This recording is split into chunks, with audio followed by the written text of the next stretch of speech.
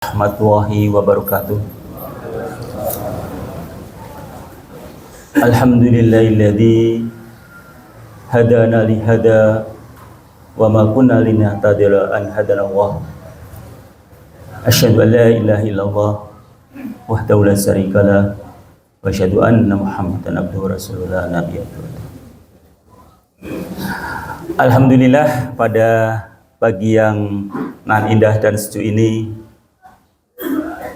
kita mengawali kegiatan pada bulan suci Ramadan ini dengan melakukan salat subuh berjamaah dan segala aktivitas yang insya Allah yang dilakukan di bulan suci Ramadan ini berlipat ganda pahala yang akan diperoleh oleh kita semua. Allahumma amin. Puji syukur kehadirat Allah Subhanahu wa taala atas berbagai nikmat dan karunia-Nya.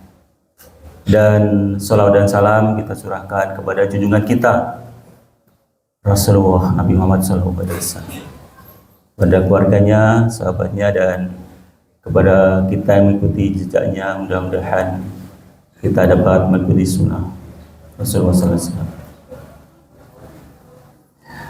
Dan satu nikmat karunia yang kita bawa sejak lahir dan insya Allah nanti sampai akhir dan di yaumil akhir dan di alam yang kekal nanti, yaitu kita berasal dari tempat yang mulia, yaitu surga jannah. Karena nenek moyang kita Adam alaihissalam berasal dari surga. Tentu Allah sebagai pencipta dan Rasulullah Nabi Muhammad SAW sebagai utusannya menghendaki menginginkan agar kita semua bisa masuk ke tempat asal mula nenek moyang kita, yaitu di surga. Tentu ada syarat dan ketentuan berlaku. Jadi kalau kita melakukan sesuatu, adik-adik, bapak, ibu-ibu, misalnya kita mempunyai email ataupun HP juga sekarang ada ini ya, ada loginnya. Nah, dalam login biasanya ada username, setelah itu ada apa? Setelah username? Iya betul, ada passwordnya. Jadi kita insya Allah kalau masuk surga ada passwordnya. Jadi tidak sembarangan langsung masuk gitu. Ini untuk memudahkan itu. Passwordnya itu insya Allah takwa. Jadi udah berbagai Ustaz dibahas tentang takwa ini. Kemudian Pak Didi juga, dengan takwa kita akan mendapat kemudahan segala aktivitas itu maupun kemudahan di akhirat nanti. Jadi dengan takwa itu kita akan mudah untuk membuka pintu surga tersebut. Jadi kenapa di dalam melakukan saum Ramadan itu targetnya adalah la'alakum tattaqun, takwa. Karena inna akramakum indallahi atqakum.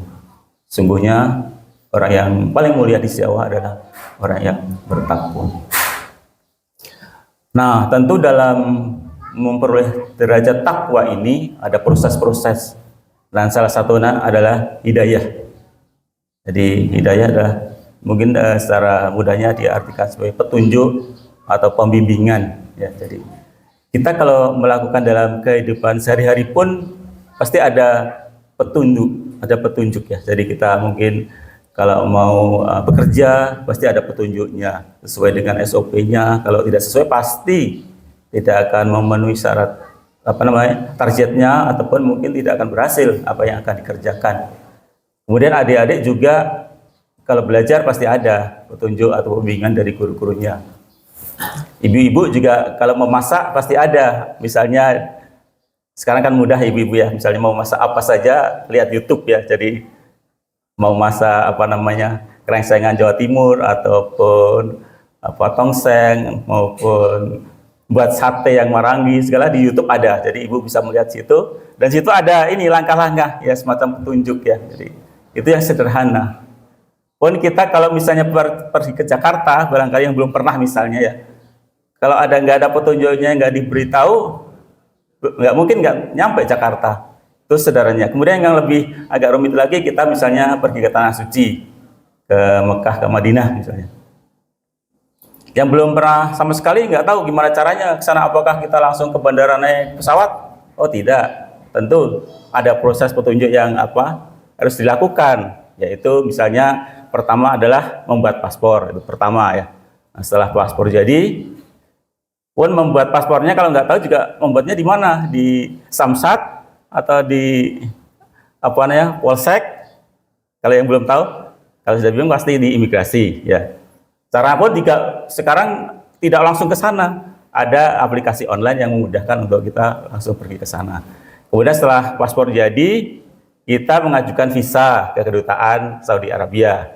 Nah, setelah jadi mungkin setelah itu sudah ada pemesanan tiket, kemudian hotelnya. Nah, baru setelah itu prosesnya pergi ke bandara dan sampai ke tujuan yang dituju. Tentu ada petunjuk-petunjuk di situ. Nah, tentu dalam perjalanan kita yang nun jauh nantinya, kita kan di dunia hanya sekejap ya, tapi perjalanan nanti dari setelah kita di dunia, kemudian di alam barzah, kemudian yaumil akhirnya nanti, itu perjalanan yang sangat-sangat panjang sekali. Tentu kalau kita tidak mengikuti petunjuk yang oleh Allah diturunkan, yaitu di dalam Al-Quran itu, saya yakin tidak akan nyampe ke sana. Jadi nyampe, tapi nanti ada dua tujuan, jadi surga dan neraka. Jadi kalau tidak mengikuti petunjuk ya kemungkinan akan ke neraka, tapi kalau mengikuti petunjuk dan sesuai dengan sunnah Rasul dan yang digariskan oleh Allah di dalam firman-Nya, insya Allah akan menuju ke surga dan akan kembali ke tempat asal mula kita, yaitu di surga. Nah, dalam hal hidayah ini ada 4 hidayah. Satu adalah hidayah al-fitrah, petunjuk bawaan manusia. Jadi yang sudah sejak lahir ya. Jadi kalau petunjuk ini tidak hanya kepada manusia saja, tapi juga kepada makhluk yang lainnya, misalnya hewan. Jadi kalau misalnya kita melihat ayam atau burung, dia akan mempunyai fitrah, insting untuk misalnya memelihara anaknya, menyuapi anaknya. Pun demikian dengan manusia, dia akan memberikan kasih sayang kepada anaknya, untuk memberikan pembelajaran dan sebagainya. Itu adalah hidayah al-fitrah. Kemudian hidayah al-hawas, petunjuk melalui panca indera. Jadi dengan panca indera, 5 panca indera yang kita miliki ini, kita bisa melakukan sesuatu aktivitas di kegiatan di dunia ini. Kemudian hidayah al-akal, petunjuk melalui akal. Jadi dengan akal pikiran, yang itu sama untuk kemampuan akal manusia. Jadi dengan akal ini kita bisa melakukan sesuatu keinginan yang akan kita peroleh di dunia ini. Kemudian yang keempat, hidayah al-adin, jadi petunjuk secara Islami, jadi yaitu dari Al-Quran dan Al-Hadis ini ya. Jadi dengan petunjuk itu kita insya Allah akan bisa melakukan kegiatan yang insya Allah memberikan keselamatan dan kebahagiaan di dunia maupun di akhirat. Jadi ada 4 tadi ya, hidayah fitrah, insting, kemudian hawas panca indera, kemudian hidayah akal dan hidayah ad-din. Dan hidayah ini digambarkan di dalam surat Al-An'am ayat 125. Itu kalau orang yang akan diberikan hidayah akan diberi kemudahan. Tapi kalau orang yang tidak diberi kemudahan akan sesak, sempit dadanya bagaikan orang menanjak ke gunung atau naik ke langit. Jadi akan sesak dadanya. Jadi itu dikemukakan pada sekitar abad 6 atau 7 ya, turunnya Al-Quran. Nah, baru sekitar abad, kalau nggak salah 15-16 abad, baru diketahui bahwa kita akan naik ke atas, misalnya naik gunung gitu ya. Jadi kemarin kan ada kejadian di Gunung Jayawijaya ya, puncak Pak Kartens ya. Jadi itu kan puncaknya sekitar ketinggian 4.800 km ya. Jadi di sana sudah ada berkurang. Jadi kalau kita naik misalnya 1.500 meter ke atas, itu oksigennya kalau di sini 100% ya, dari 21%. Jadi kalau kandungan udara di bumi ini kan sekitar 78% nitrogen, kemudian 21% oksigen. Nah, kalau kita naik 1.500 meter, itu oksigennya udah 84%.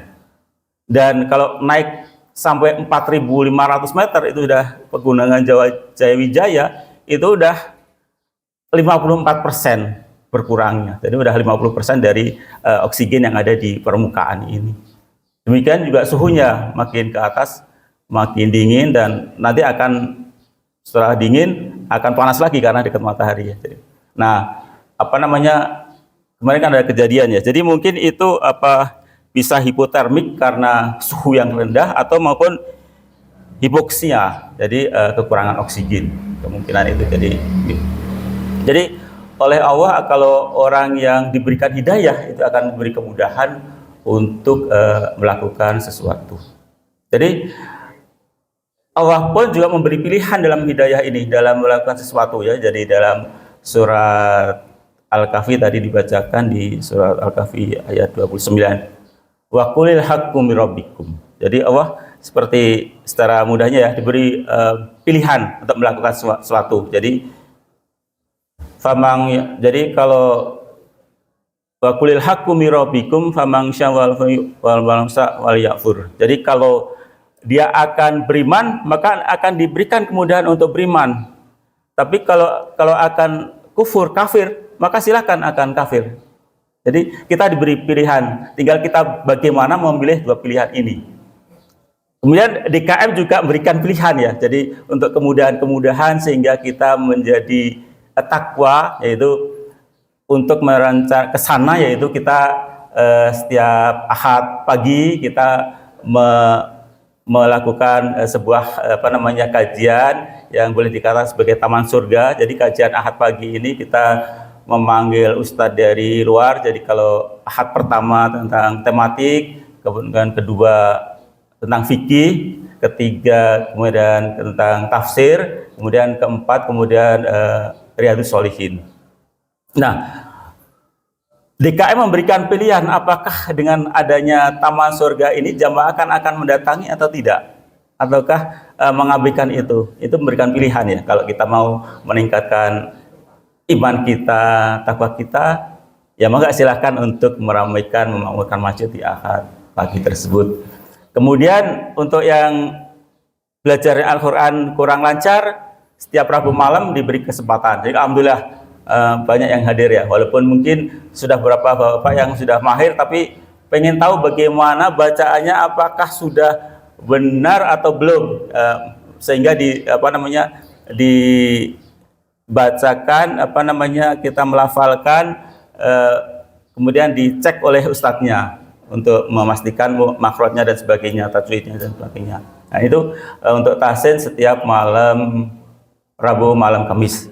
Kemudian ibu-ibu juga melakukan hal yang sama dari Ustadz Ahmad Komarudin di hari Selasa atau Kamis kalau nggak salah di Masjid Ta'lim Qurratayun.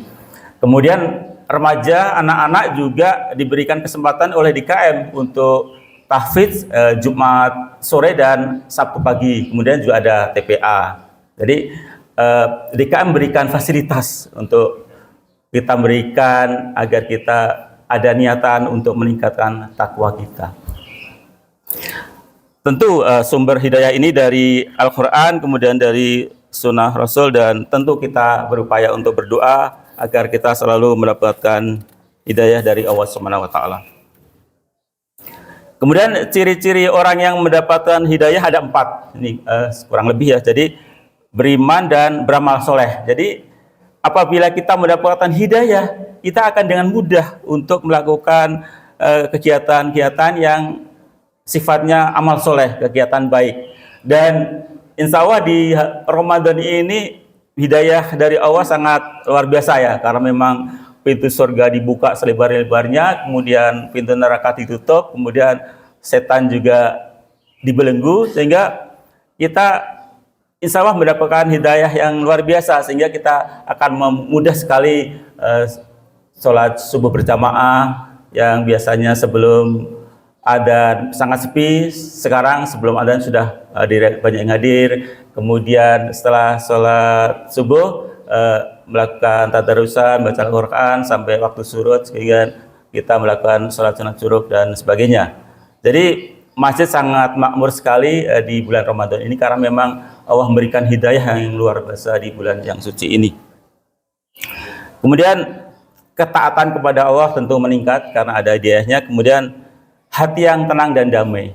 Jadi dengan hidayah itu kita akan mendapatkan ketenangan hati. Jadi kita pun dalam melakukan sesuatu, kita membaca Al-Quran, kita akan mendapat ketenangan. Kemudian dalam kita menghadiri masjid taklim, mendengarkan tausiah, juga akan mendengarkan ceramah, kita mendapatkan ketenangan. Dan alhamdulillah bapak-bapak, ibu-ibu yang istiqomah setiap ada kajian akad pagi selalu hadir untuk mendengarkan, dan ada suatu kenyamanan, kemudian kebahagiaan di dalam hati yang dirasakan tanpa luar biasa. Kemudian bagaimana cara mendapatkan hidayah ini? Yaitu pertama adalah tentu mencari ilmu tadi dengan menghadiri kajian-kajian, menghadiri majlis taklim, kemudian membaca Al-Quran. Jadi dengan membaca, mengkaji Al-Quran ini akan menambah hidayah dari Allah SWT. Kemudian mendekatkan diri kepada Allah dan bersahabat dengan orang soleh. Jadi kawan kita bisa berkaca ya, kawan kita apakah yang rajin sholat, apakah kawan kita yang suka main ke tempat biliar, atau kawan kita yang senangnya hura-hura. Itu akan menunjukkan cermin pribadi kita. Jadi kita sendiri yang tahu ya. Jadi insya Allah kalau jamaah di sini insya Allah tentu akan teman sahabatnya yang selalu dekat dengan masjid, selalu untuk meningkatkan iman dan takwa. Kemudian menjauhi maksiat dan dosa, tentu ini suatu larangan dari Allah, sehingga kita akan mendapatkan hidayah. Jadi kerasa sekali kalau kita melakukan sesuatu yang agak menyimpang, itu kadang-kadang kita menerima sesuatu ataupun kita akan membaca Al-Quran juga kadang-kadang agak malas-malasan. Tapi kalau kita banyak melakukan amal-amal yang baik, kita akan mudah untuk melakukan sesuatu. Jadi misalnya untuk ke masjid, melakukan sholat rawatib, kemudian melakukan sedekah, infak. Kalau kita berbuat baik, akan mudah untuk melakukan itu. Kemudian untuk contoh-contoh orang yang mendapatkan hidayah itu pada zaman Rasulullah adalah Umar bin Khattab. Bagaimana sahabat Umar bin Khattab ini seorang yang katakanlah sangar dan sangat keras sekali, sehingga wataknya sekali, dan awalnya memang memusuhi Nabi. Jadi pada suatu saat pun akan membunuh Nabi karena begitu bencinya kepada Islam. Tapi karena mendengar suara orang membaca Al-Quran, yaitu adiknya Fatimah bin Khattab ya, jadi mendengar dari bacaan Quran dari itu, dia sampai menangis, sehingga Allah memberikan hidayah sehingga Umar bin Khattab masuk Islam, dan begitu perjuangan yang sangat luar biasa terhadap kemajuan Islam. Kemudian Salman Al-Farisi juga demikian, dia dalam pencarian Tuhan, mencari Allah zat yang maha kuasa, dia menemukan sehingga dia masuk Islam. Kemudian dalam sains, yaitu Maurice Bucaille, orang Perancis ya, Maurice Bucaille itu ahli bedah dari Perancis, jadi menemukan sains di dalam Al-Quran, jadi dalam proses pembentukan manusia ya. Jadi dari pertemuan ovum dan sperma, kemudian menjadi morula, brastula, kemudian dari gumpalan darah, kemudian daging, kemudian menjadi embrio. Ini sangat tajam sekali Maurice Bucaille ini, sehingga dia pun masuk Islam. Kemudian Dr. Gary Miller, ini seorang ilmuwan dari Kanada, dia ahli matematika, menemukan tentang Big Bang, lubang hitam ya. Jadi sesuatu yang saat itu di dalam Al-Quran sudah dijelaskan di dalam surat Al-Anbiya, dan dia pun masuk Islam. Jadi hidayah kalau Allah memberikan kepada siapapun, dia akan memberikan hidayah. Dan tentu orang-orang pilihan dari Allah yang akan diberikan hidayah. Sehingga walaupun paman Nabi Abu Thalib dekat dengan Nabi, tapi Allah ternyata belum berkehendak memberikan hidayah. Kemudian juga kepada anak dan istri Nabi Nuh ya, walaupun Nabi tapi Allah tidak. Jadi kepada siapa saja yang dikehendaki Allah akan diberikan hidayah dan tidak ada yang bisa menghalangi dan tidak bisa akan memberikan petunjuk. Dan mungkin itu yang dapat saya sampaikan ya. Jadi saya hanya menyitir dari Kiai Haji Mustafa Bisri ya, Gusmus ya. Jadi malaikat itu selalu benar. Setan selalu salah. Manusia bisa benar, bisa salah. Jadi apa yang saya sampaikan kalau benar datangnya dari Allah dan kalau salah kesalahan saya pribadi, mohon maaf apabila ada kesalahan dan khilafnya. Mari kita akhiri dengan doa. Allahumma shalli wa sallim ala sayyidina Rabbana la tuzigh qulubana ba'da idh hadaytana wa hab lana min ladunka rahmah innaka antal wahhab. Rabbana atina fid dunya hasanah wa fil akhirati hasanah wa qina adzabannar. Subhana rabbika rabbil izzati amma yasifun. Wassalamun alal mursalin walhamdulillahi rabbil alamin. Wassalamualaikum warahmatullahi wabarakatuh. Waalaikumsalam.